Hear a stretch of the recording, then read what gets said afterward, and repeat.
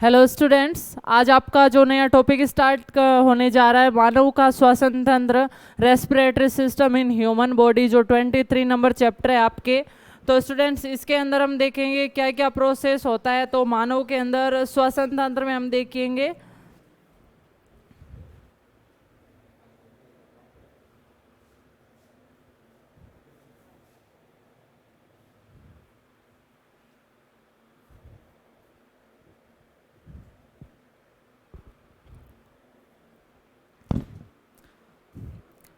Hello students, कैसे हो आप सभी। आज हमारा जो ये नया टॉपिक स्टार्ट होने जा रहा है मानव का श्वसन तंत्र, respiratory system in human body. तो इसके अंदर हम क्या पढ़ने वाले हैं कि हमारे शरीर के अंदर गैसों का आदान प्रदान करने वाला भाग कौन सा होता है, कौन कौन से अंग इसमें सम्मिलित होंगे। तो इस सब को हम क्या बोलेंगे, श्वसन तंत्र, रेस्पिरेटरी सिस्टम। अब देखिए, हमारे शरीर में श्वसन की प्रक्रिया किसको बोला जाता है, सबसे पहले हम देखेंगे श्वसन क्या होता है। गैसों का आदान प्रदान करना जो प्रक्रिया, वही क्या कहलाती है, श्वसन कहलाती है। और मुख्य रूप से दो गैसों का आदान प्रदान होता है शरीर में, ऑक्सीजन और कार्बन डाइऑक्साइड। तो गैसीय आदान प्रदान करना,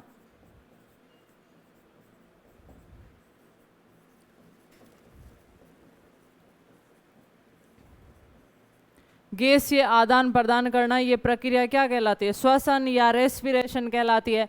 अब हम देखेंगे कि हमारे शरीर में वायुमंडल में जो गैस है वो शरीर में प्रवेश करती है, तो किस किस मार्ग से होकर शरीर में जाएगी और किस रास्ते से वापस आएगी, उसको बोला जाता है रेस्पिरेटरी ट्रैक या श्वसन मार्ग। अब हम देखेंगे कि गैस से सबसे पहले आपको पता है कि नाक वाले पार्ट में घुसती है, ये जो आगे नासा छिद्र है दो, इनमें गैस अंदर जाएगी। फिर नाक का जो अंदर वाला भाग है इसको बोलेंगे नासा मार्ग, उसमें गैसे जाएगी। उसके बाद ये वाला भाग जिसको ग्रसनी बोला जाता है, जहाँ से भोजन भी गुजरता है और श्वास भी गुजरता है। यहाँ से श्वास गुजरने के बाद अंदर एक नली जैसी संरचना होती है जिसको बोलते हैं ट्रेकिया या श्वास नली, वहाँ से गैसें गुजरेगी और फिर श्वास नली दो फेफड़ों में जाकर बंट जाएगी और फेफड़ों में शाखाओं में जाकर अंत में कुप्पिका तक गैसों को लेकर जाएगी। तो इस पूरे मार्ग को क्या बोला जाता है, श्वसन मार्ग बोला जाता है। और ये किन किन भागों से मिलकर बना होता है, तो देखिए विस्तार से देखते हैं हम श्वसन मार्ग।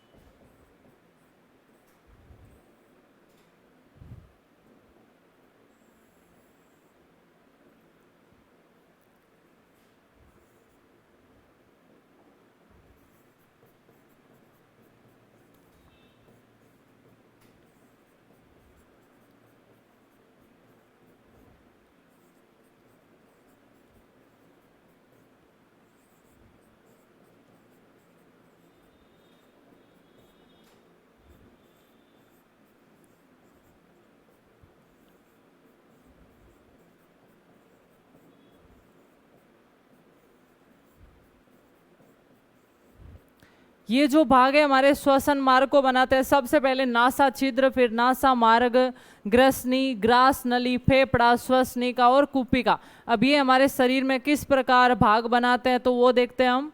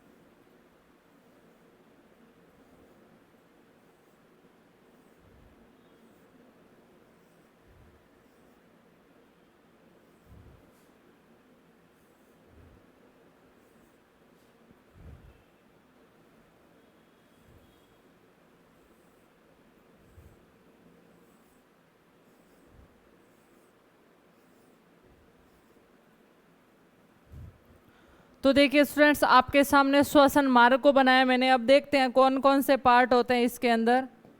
सबसे पहले मैंने आपको बताया नासा छिद्र, जो नाक के 2 छिद्र है वो क्या कहलाएंगे? नासा छिद्र।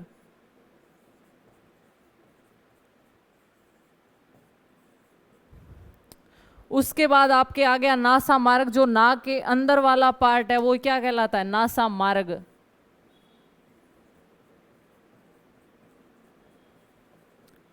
अब देखिए ये जो वाला भाग है, यहां से तो श्वास आ रहा है, नीचे से क्या आ रहा है? भोजन, यानी इधर से तो आ रहा है भोजन और इधर से क्या आ रहा है? श्वास। तो ये वाला जो भाग है ये श्वास और भोजन दोनों के लिए कॉमन है, इसको क्या बोलेंगे? ग्रसनी।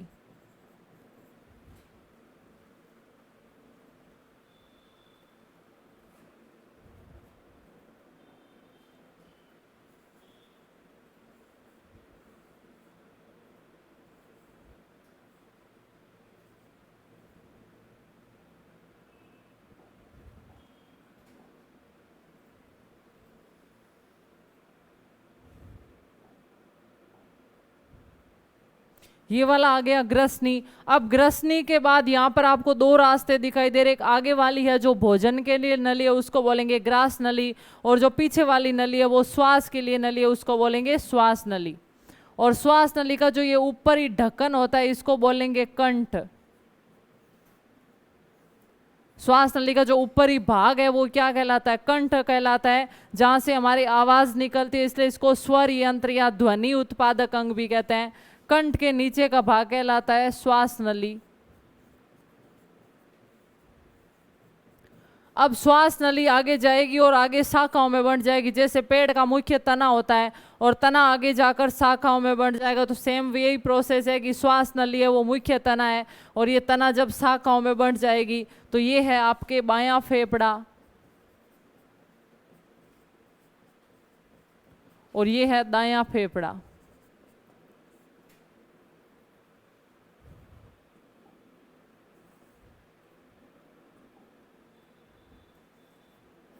बायां फेफड़ा और दायां फेफड़ा। आगे जाकर श्वास नली छोटी छोटी जिन शाखाओं में बंटेगी उनको बोलेंगे श्वसनिका। तो ये क्या होती है? श्वसनिका।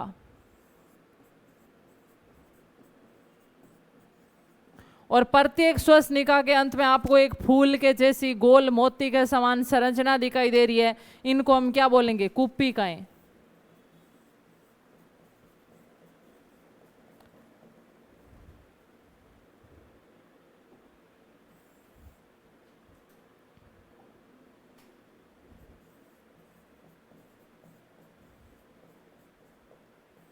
फेफड़ों के जो भी कार्य होते हैं उनको मुख्य रूप से करने का काम कौन करती है? कुप्पिकाएं करती है, इसलिए कुप्पिकाओं को बोला जाता है फेफड़ों की क्रियात्मक इकाई। तो ये आपके श्वसन मार्ग है जहां से गैस है। अब देखिए सबसे पहले हमारे ऑक्सीजन गैस, जो भी गैस है अंदर आएगी वो इस नासा छिद्र में घुसेगी, फिर नासा मार्ग से होते हुए ग्रसनी में आएगी और ग्रसनी से होते हुए इस कंठ वाले रास्ते से श्वास नली में गुजरेगी और श्वास नली से गुजरकर फेफड़ों में चली जाएगी, श्वसनिकाओं में, और श्वसनिकाओं से जाएगी कुप्पिका में। इस कुप्पिका में से एक रक्त की नलिका निकलती है, जहां से कुप्पिका उस रक्त नलिका में से कार्बन डाइऑक्साइड निकाल लेगी और उसके अंदर कौन सी गैस डाल देगी? ऑक्सीजन गैस डाल देगी। तो स्टूडेंट्स पहले आप इसको नोट कीजिए, स्क्रीनशॉट लीजिए, फिर हम इनके कार्यों को पढ़ते हैं पूरे श्वसन मार्ग के।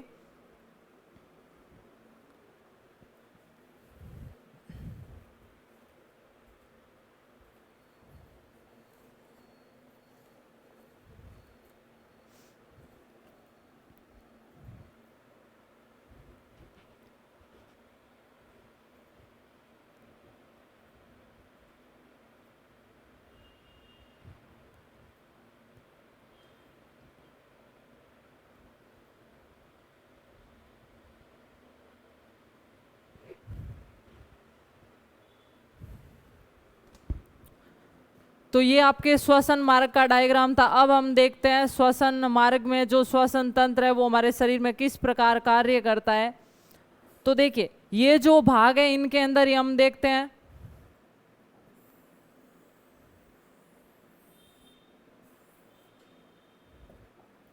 सबसे पहले हम बात करते हैं नासा छिद्र की। तो नासा छिद्र के द्वारा सारी गैसें हैं वो नाक में प्रवेश करेगी।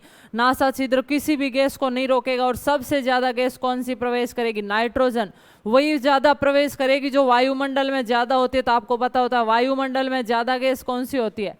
नाइट्रोजन। तो जब अंतः श्वसन होगा, अंतः श्वसन का मतलब है जब गैसें अंदर ली जाएगी, जब गैसें अंदर ली जाती है उसको बोला जाता है अंतः श्वसन। और जब गैसें वापस बाहर छोड़ी जाती है उसको बोला जाता है निःश्वसन या उच्च श्वसन। तो जब गैसें अंदर ली जाएगी तो वही गैसें अंदर ज्यादा आएगी जो वायुमंडल में ज्यादा है। आपको पता है वायुमंडल में सबसे ज्यादा गैस कौन सी होती है? नाइट्रोजन। तो नाइट्रोजन कितनी आएगी? 78%। उसके बाद आएगी ऑक्सीजन, कितनी? 21%। और सबसे कम आएगी कार्बन डाइऑक्साइड, 0.03%। ठीक है, ये जो वातावरण के अंदर इनका रेशो होगा गैसेज का, उसी रेशो के अंदर ये हमारे शरीर में प्रवेश करेगी नाक में। तो ध्यान रखना, अंतः श्वसन होता है या गैसें नाक में प्रवेश करती है तो सबसे ज्यादा वही गैस प्रवेश करेगी जो वायुमंडल में ज्यादा है। और सबसे ज्यादा वायुमंडल में कौन सी होती है? नाइट्रोजन गैस होती है 78%। उसके बाद ऑक्सीजन 21% और सबसे कम होती है कार्बन डाइऑक्साइड 0.03%। अब इन गैसों ने क्या किया? नाक में प्रवेश कर लिया। इस नासा मार्ग के अंदर एक कुछ कोशिकाएं होती है, कुछ रोम जैसी संरचनाएं होती है। वो क्या करती है? जैसे ही गैसें नाक में आगे अंदर जाएगी तो वो रोम उस गैस को छानने का काम करेंगे। छानेंगे कैसे? तो देखिए, जो रोम जैसी संरचना है वो क्या करेगी? गैसों के साथ अगर कोई कचरा आया हुआ है तो वो क्या करेगी? रोम जैसी संरचना है उस कचरे को है वो नाक में ही रोक कर रख लेगी और गैसें अंदर चली जाएगी। तभी तो हम देखते हैं हमारे नाक में कचरा होता है, डस्ट होता है, उसको बाहर निकालते हैं। तो जो रोम जैसी संरचना होती है वो इस नासा मार्ग में पाई जाती है। और ये रोम जैसी संरचना क्या करेगी? गैसों को छानने का काम करेगी ये। और इसके कुछ लसलसा पदार्थ निकलता है, श्लेष्मा बोलते हैं उसको, जो उस कचरे को फंसा कर नाक में ही रख लेता है, आगे नहीं जाने देता है। तो इसलिए बोला जाता है कि हमें श्वसन है वो नाक से करना चाहिए, मुंह से नहीं करना चाहिए। क्योंकि यदि आप मुंह से श्वास लोगे तो मुंह के अंदर इन गैसों को छानने वाला कोई भी नहीं होगा। जो श्वास के आपके गैसों के साथ कचरा है वो अंदर ही चला जाएगा। इसलिए नाक हमेशा श्वास से लेना चाहिए क्योंकि उन गैसों को छान दिया जाता है। और उसके अलावा एक काम और क्या किया जाता है? हम देखते हैं कि सर्दी के मौसम में बाहर की वायु है वो ठंडी है, गर्मी के मौसम में बाहर की वायु गर्म है। लेकिन जो गैसें आ रही है कभी ठंडी आ रही है कभी गर्म आ रही है। तो ये नासा मार्ग क्या करेगा? उस श्वास के जो तापमान है उसको शरीर के तापमान के बराबर कर देता है। यानी अगर बाहर का टेम्परेचर कम है, गैस है वो ज़्यादा ठंडी है, तो नासा मार्ग क्या करेगा? उसके टेम्परेचर को थोड़ा बढ़ाएगा, शरीर के तापमान के बराबर कर देगा। या गैसों का तापमान ज़्यादा है तो ये उसके तापमान को कम करके शरीर के तापमान के बराबर कर देगा। ठीक है, तो नासा मार्ग के दोनों काम, ये श्वास नली के जो श्वसन पथ है इसके क्या काम हो गए? एक तो ये गैसों को कचरा रहित करती है, छानने का काम करती है, और दूसरा गैसों के तापमान को शरीर के तापमान के बराबर करती है। तो दो फायदे होते हैं, इसलिए हमें श्वास हमेशा नाक से लेना ही चाहिए, मुंह से नहीं लेना चाहिए। उसके अलावा जो ये नासा मार्ग है इसके अंदर एक झिल्ली पाई जाती है जिसका नाम है स्नीडेरियन झिल्ली।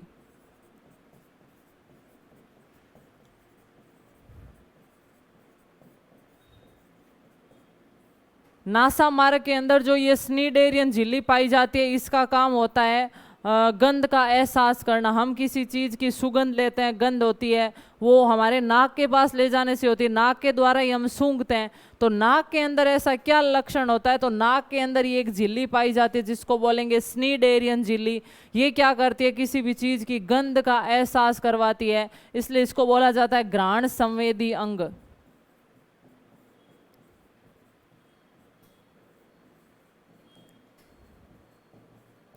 तो इस झिल्ली को क्या बोला जाएगा? घ्राण संवेदी अंग कहा जाता है, क्योंकि यह है जो गंध का एहसास करवाती है। अब जब क्या होता है, व्यक्ति को जुकाम लगता है तो राइनो वायरस है वो हमारे शरीर में अटैक करता है, और जुकाम लगने से इस झिल्ली में क्या है? सूजन आ जाएगी, और सूजन आएगी तो ये काम करना बंद कर देगी, यानी हमें गंध का एहसास नहीं हो पाता है। तो यही कारण है कि जब जुकाम लगता है व्यक्ति को तो उसे किसी चीज़ की गंध का एहसास नहीं हो पाता है। क्यों नहीं हो पाता है? क्योंकि घ्राण संवेदी अंग है जो स्नीडेरियन झिल्ली इसके अंदर है वो सूजन आ जाती है। तो स्नीडेरियन झिल्ली कहाँ पर पाई जाती है? नासा मार्ग के अंदर पाई जाती है।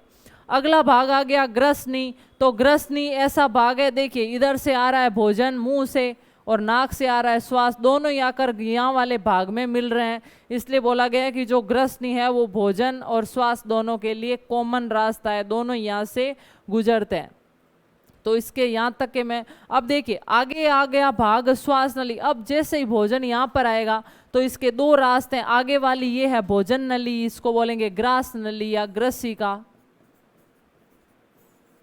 आगे वाली है ग्रास नली जो भोजन को भेजेगी, पीछे वाली है श्वास नली जो श्वास को भेजेगी। अब दोनों ही बर्तन ऐसे खुले पड़े और ऊपर यहाँ भोजन भी है और श्वास भी है। अब भोजन और श्वास को पता थोड़ी है कि हमें किस रास्ते से जाना है, तो क्या होगा कि दोनों बर्तन खुले पड़े, अगर भोजन वाली में श्वास चला गया तो कोई प्रॉब्लम नहीं है, लेकिन यदि श्वास वाली के अंदर भोजन चला गया तो प्रॉब्लम हो सकती है, क्योंकि ये सिर्फ गैसों का रास्ता है और अगर इसमें भोजन का टुकड़ा, भोजन के कण चले गए तो ये रास्ता है वो अवरुद्ध हो जाएगा। अब दोनों बर्तन हमारे सामने खुले पड़े तो हमें ढक्कन किसके ऊपर लगाने की जरूरत है, हम उसी के ऊपर ढक्कन लगाएंगे जो सुरक्षित रखना है। तो हम ढक्कन किसके ऊपर लगाते हैं, श्वास नली के ऊपर। और आपको पता है श्वास नली का ऊपरी भाग क्या कहलाता है, कंठ कहलाता है। तो वो ढक्कन किसका कहलाएगा, वो ढक्कन कहलाएगा कंठ का। तो इस कंठ के ऊपर एक ढक्कन लगा दिया जाता है, इस ढक्कन का नाम है एपिग्लोटिस।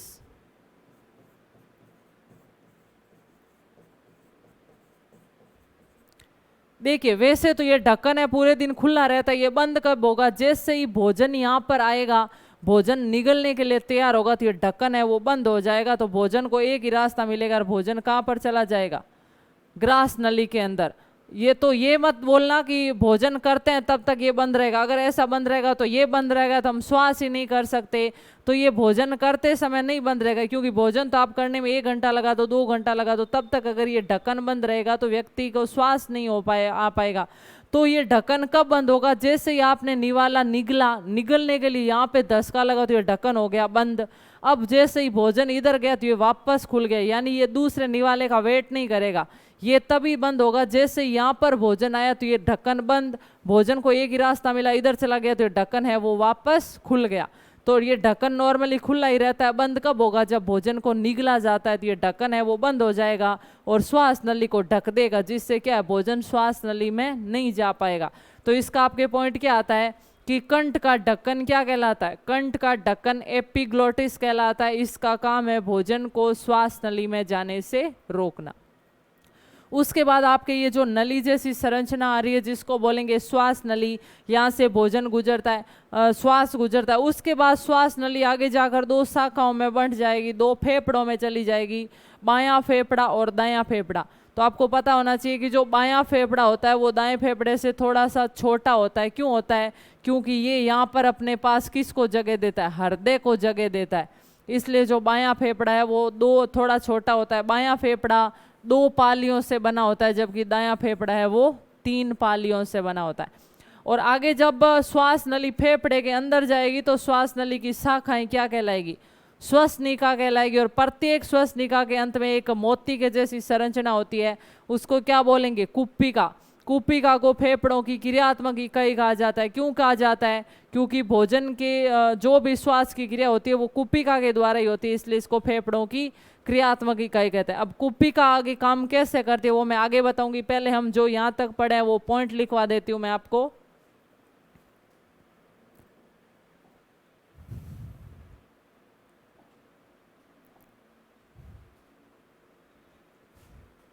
देखिए सबसे पहले तो हम देखते हैं कि जो श्वसन होता है वो 2 प्रकार का होता है, एक होता है वायवीय श्वसन और एक होता है अवायवीय श्वसन। यदि श्वसन ऑक्सीजन की उपस्थिति में हो तो उसको बोलेंगे वायवीय श्वसन, और जो ऑक्सीजन की अनुपस्थिति में हो उसको बोलेंगे अवायवीय श्वसन।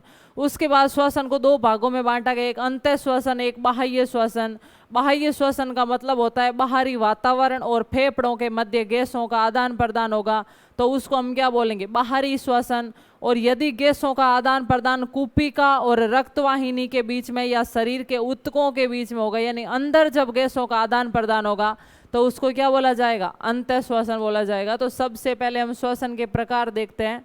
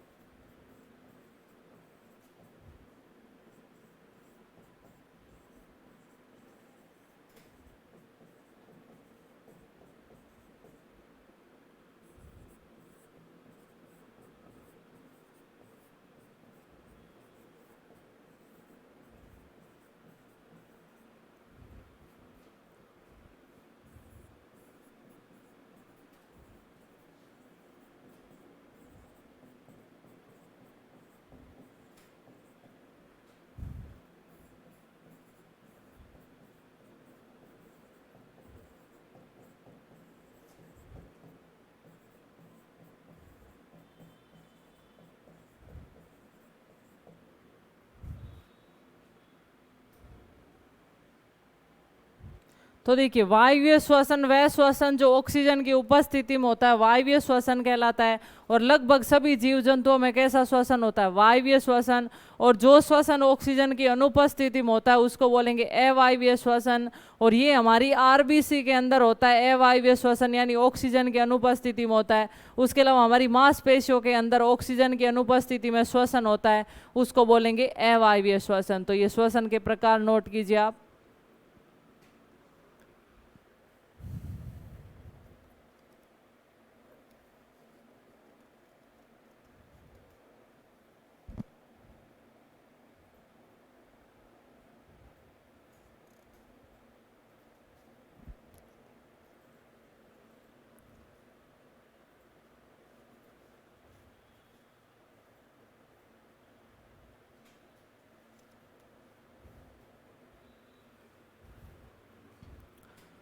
उसके बाद नेक्स्ट हम देखते हैं बाह्य श्वसन और आंतरिक श्वसन क्या होता है।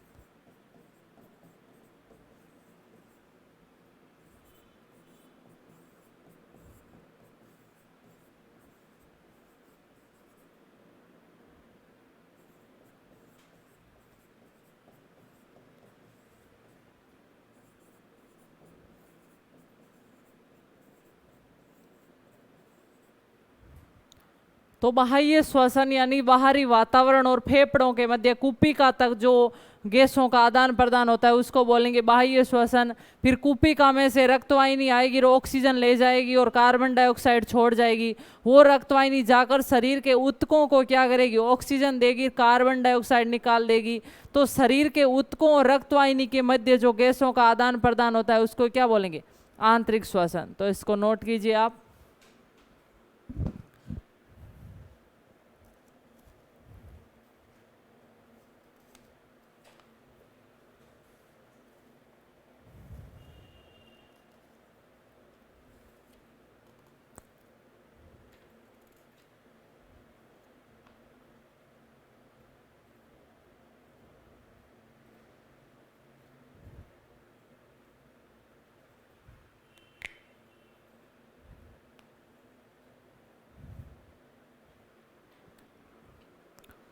तो स्टूडेंट्स इसके बाद आगे हम देखते हैं श्वसन की क्रियाविधि। जो श्वसन के मार्ग थे उसके कुछ पॉइंट जो हमने देखा अभी। श्वसन मार्ग आपके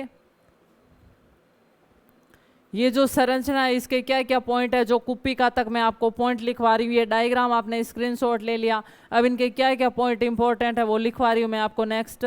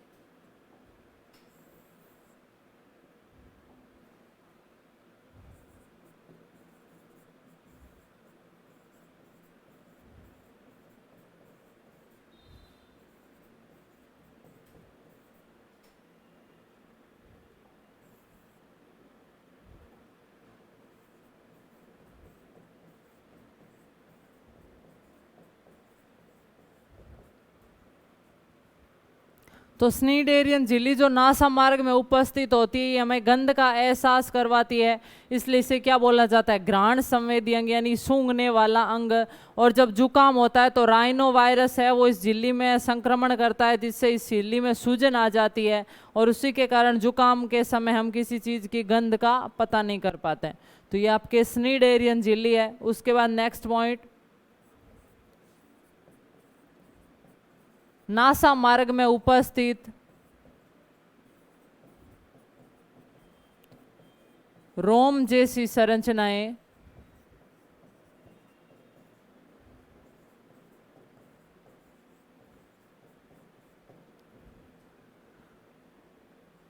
गैसों को साफ करने का काम करती है।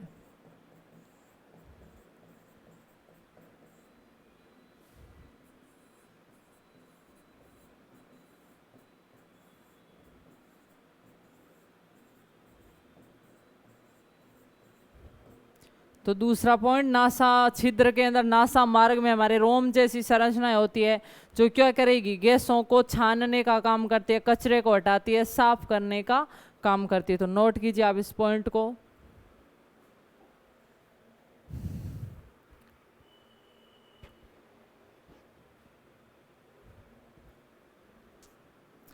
फिर नेक्स्ट हम देखते हैं नासा मार्ग के बारे में हमने पढ़ लिया। अब देखते हैं यहाँ वाला भाग जो ग्रसनी, जहाँ से भोजन और श्वास दोनों गुजरते हैं, श्वास नली, कंठ और एपिग्लोटिस।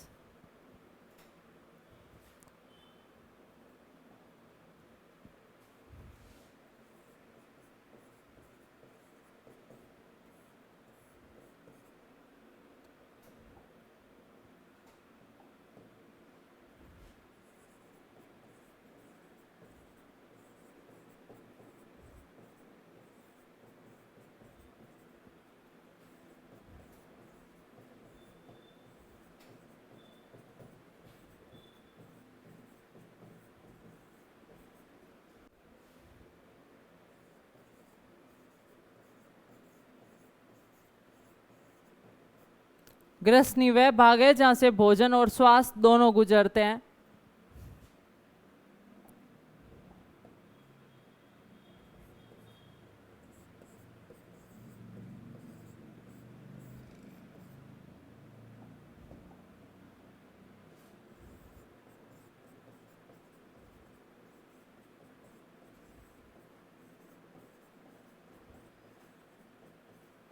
फिर है कंठ। कंठ किसे बोलेंगे, श्वास नली का जो ऊपरी भाग था, जो बताया था मैंने आपको, ये श्वास नली का ऊपरी भाग क्या कहलाता है, कंठ कहलाता है। और कंठ के ऊपर ढक्कन पाया जाता है, उसको क्या बोलेंगे, एपिग्लोटिस, जो भोजन को श्वास नली में जाने से रोकता है।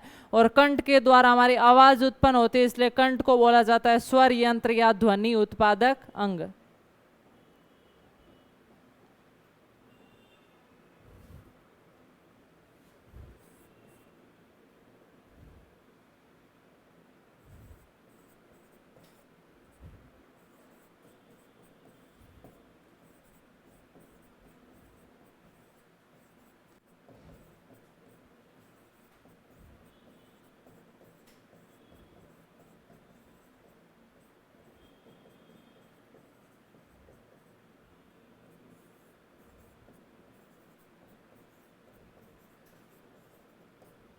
तो कंठ है, इसे ध्वनि उत्पादक अंग, ध्वनि पेटिका या स्वर यंत्र कहा जाता है।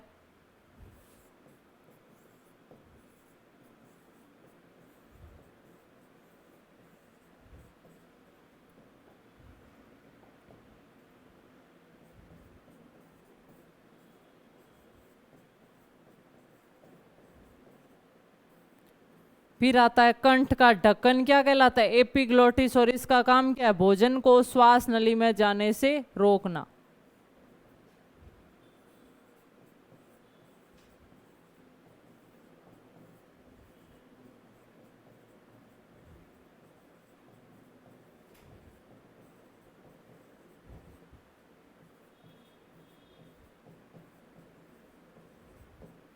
तो ये आपके कंठ और ग्रसनी के कुछ पॉइंट है, नोट कीजिए इनको।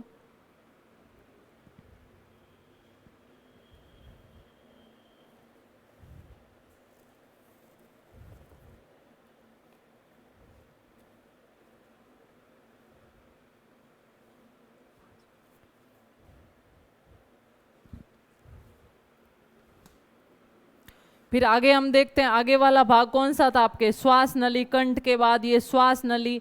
श्वास नली होती है, इसके ऊपर कुछ छल्ले जैसी संरचनाएं पाई जाती है, इस प्रकार के छल्ले पाए जाते हैं और ये छल्ले बने होते हैं उपास्थि से, हड्डियों से थोड़ा कोमल जो पदार्थ होता है कार्टिलेज या उपास्थि बोलते हैं, तो उनके छल्ले होते हैं। श्वास नली के एक साइड ही होते हैं, दोनों तरफ नहीं होती, आगे की साइड ही होती है ये जो छल्ले पाए जाते हैं। और फिर श्वास नली आगे जाकर किस में बंट जाती है, श्वसनिकाओं में बंट जाती है। तो नेक्स्ट पॉइंट,